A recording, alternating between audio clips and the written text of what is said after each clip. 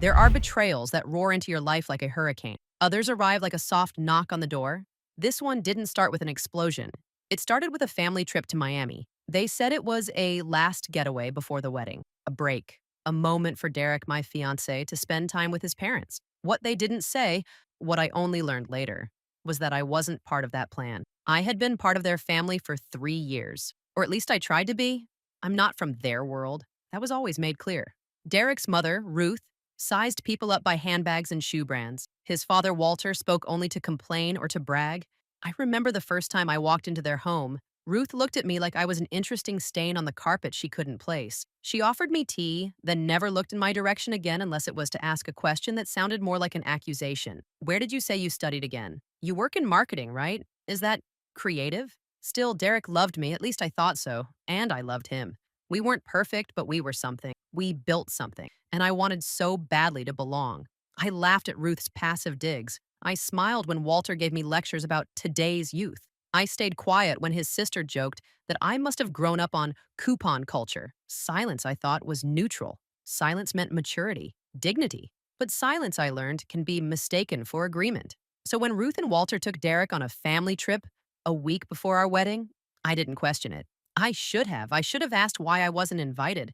I should have seen the way Derek avoided eye contact when he left. But I didn't. I was too busy finalizing seating charts and confirming flower arrangements. It was my best friend Callie who shattered the illusion. She called from her shift in Miami. Total coincidence, she works at an upscale bar downtown.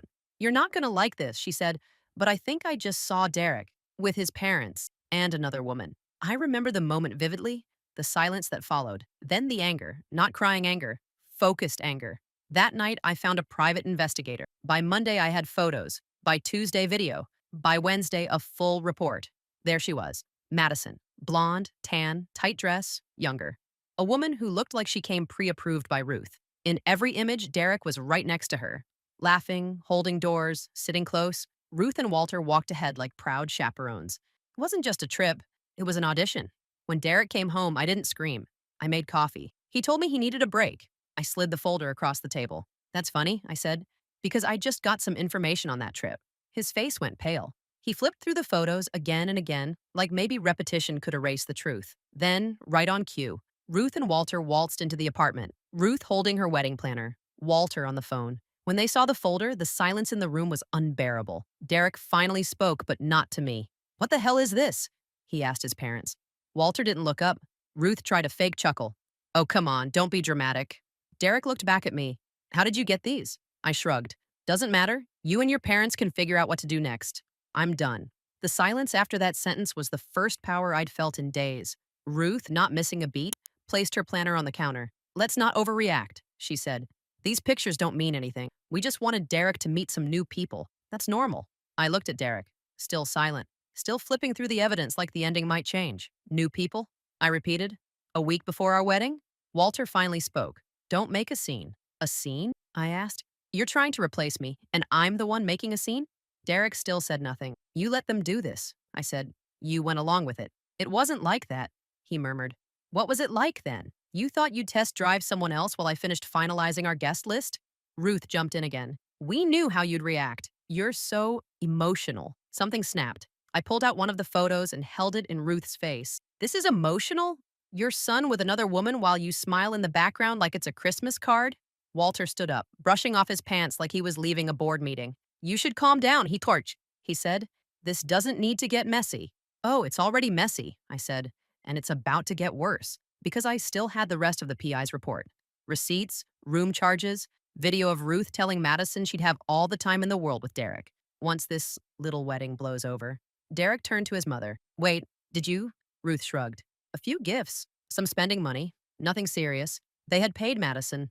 And Derek? He sat there, realizing finally how deep in it he was. You didn't even tell her to leave, I said. You didn't stop it. You let it happen.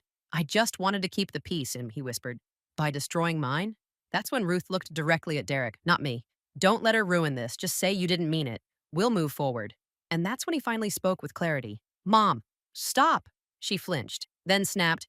I'm the one who spent months cleaning up after her bad taste. The guest list, the decorations. Do you know how embarrassing this wedding has been for us?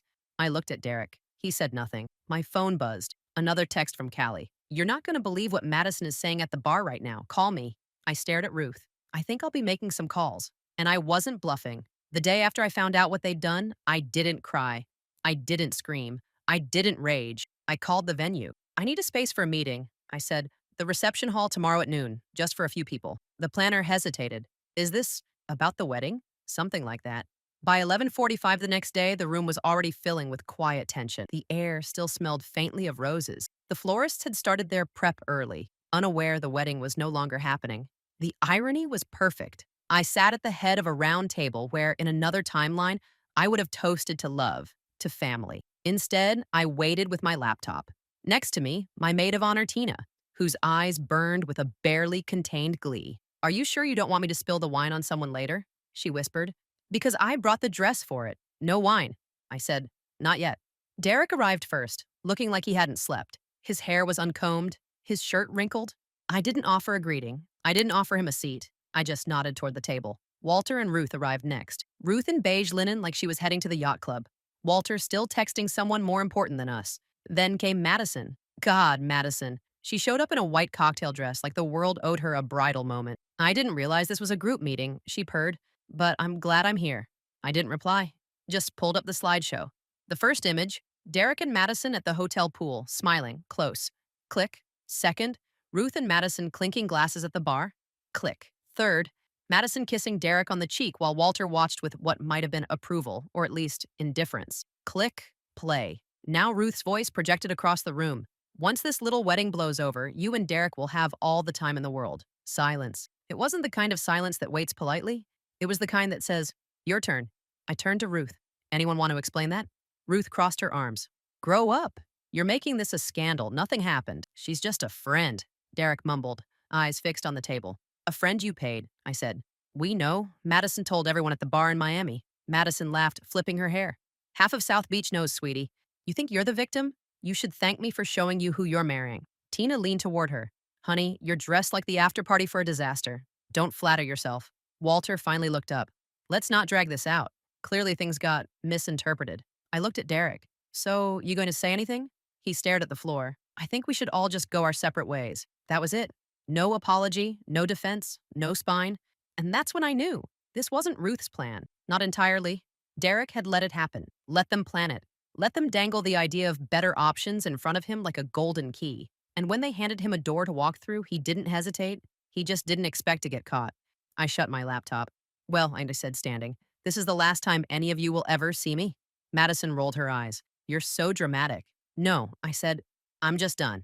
I didn't wait for anyone to stop me. They didn't try. I walked out into the sunlight with Tina behind me, the weight of the room collapsing behind me like a house of cards finally breathing its last breath.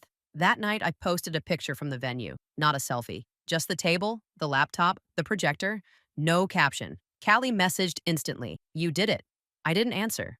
I was too busy forwarding the PI's full report to every vendor, the florist, the photographer, the band. Please redirect communications to me only. The wedding is off. Thank you for your professionalism. Then I opened my inbox. There was a message from Derek.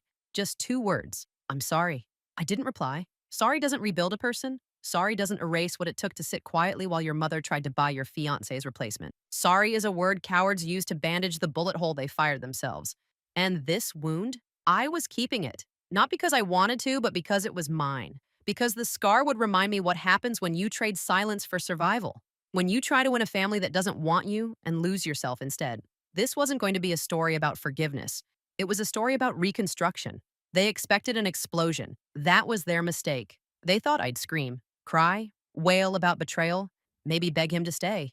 But when I walked out of that venue without looking back, with my spine intact and my future unchained, it rattled them more than any tear ever could. They didn't know what to do with my silence, so they tried to fill it. First came Derek's texts.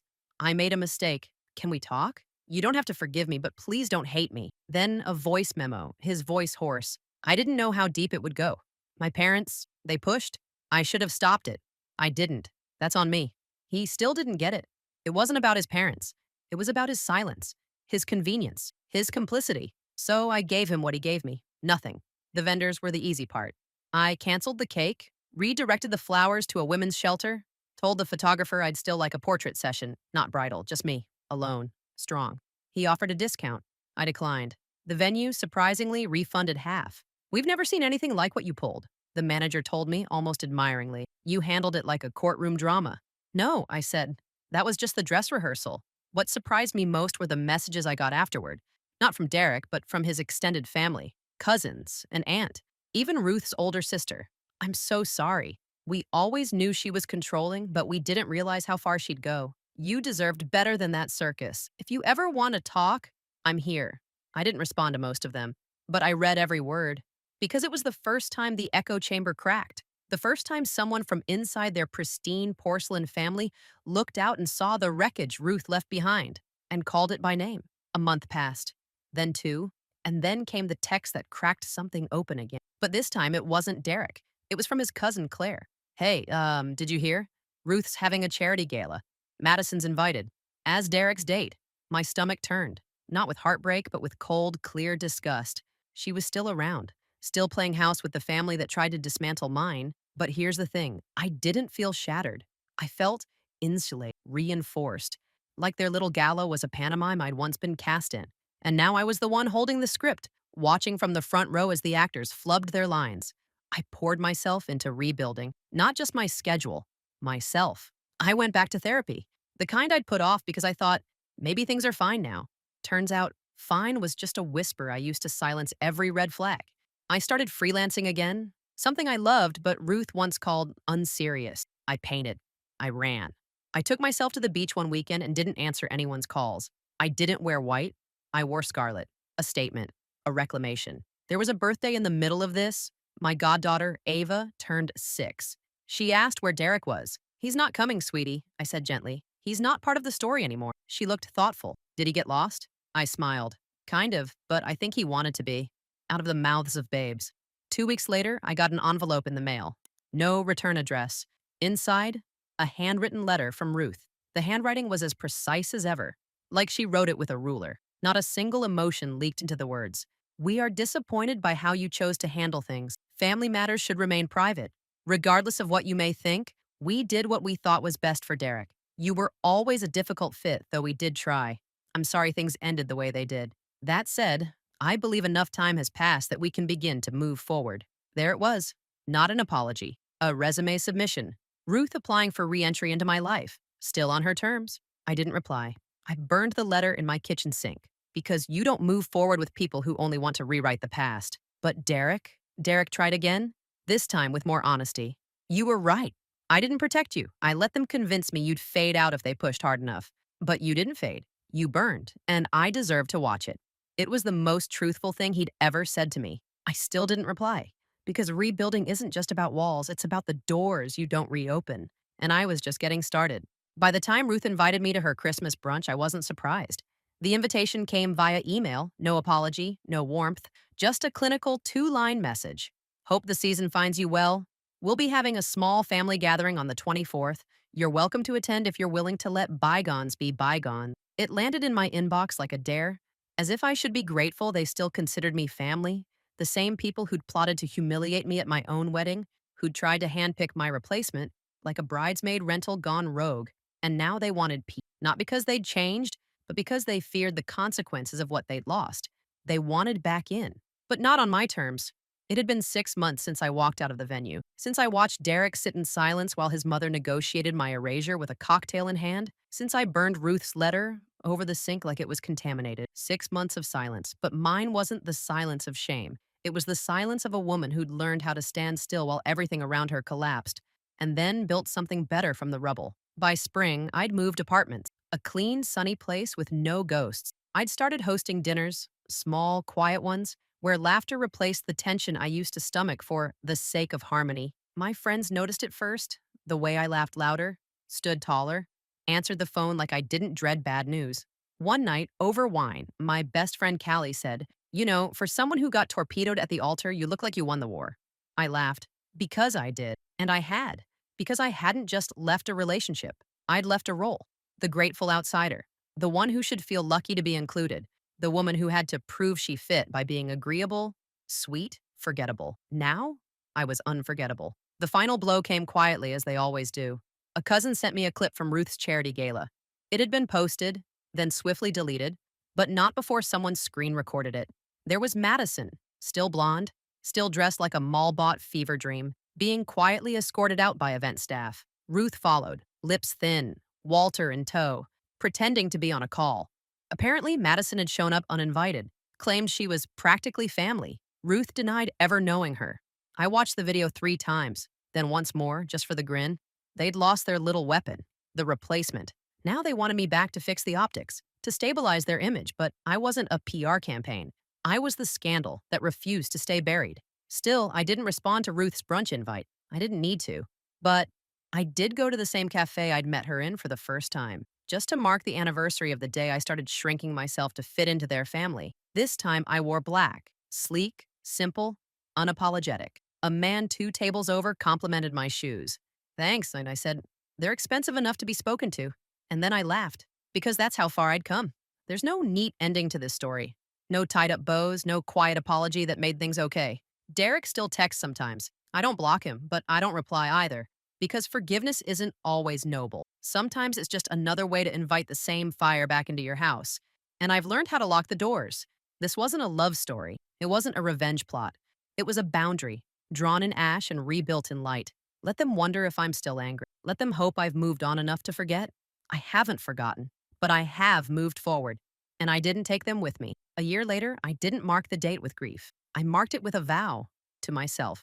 On a windswept cliff in Big Sur, I stood alone in the silk dress I never wore to my wedding. No guests, no vows to anyone else. Just the sea, the wind, and a promise. I promised to never shrink for love again, to never confuse being tolerated with being chosen, to never stay silent just to keep the peace. I didn't forgive them, but I forgave myself for staying, for hoping, for bending too far. And when I walked barefoot along the shore, dress soaked at the hem, I realized I hadn't lost a family. I had found myself.